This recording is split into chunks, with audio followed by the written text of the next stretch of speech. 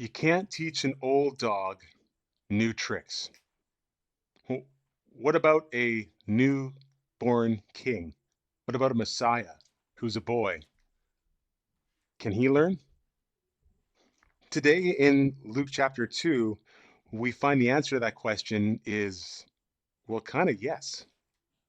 We're at the tail end of our devotional series in this Christmas season, and we've been learning all the way through as we've been looking at different carols. And today we're at the tail end of Luke 2. And in this story, we find Jesus as a boy. We've got lots of stories of Jesus as a baby and lots about his teaching and sacrifice on the cross and all as an adult. But we don't have much in the Bible about him being a boy, except for this little section here.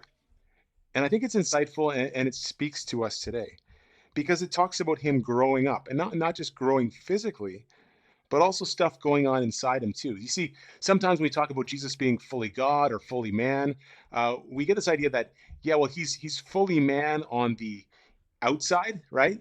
But on the inside, that's all the God stuff, right? That's the way we think of it often, but that's not true because it's saying here in the last verse, and Jesus grew in wisdom and stature and in favor with God and man. So we find him growing in his wisdom and his stature. So what does this story have to tell us? I mean, it's a great story about Jesus and his parents kind of forgetting about him, losing him, and finding him in the temple as he's asking these insightful questions and has this, clear identity as someone who God has led and God is leading and growing. But I think it tells us two things. One is that he identifies with our human experience of growing and learning.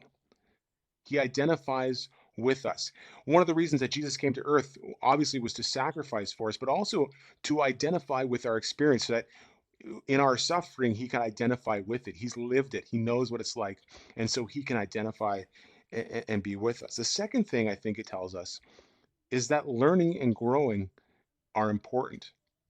Sometimes we look down on growth and learning, like if you don't know it all, then you're not successful. But in fact, Jesus encourages us, I think, here to continue growing and learning.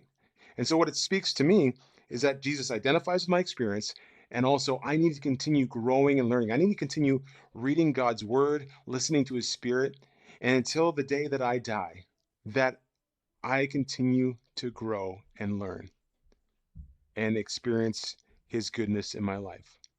So, my challenge for you today, for me today, is to continue searching, growing in wisdom and stature, whatever age you are.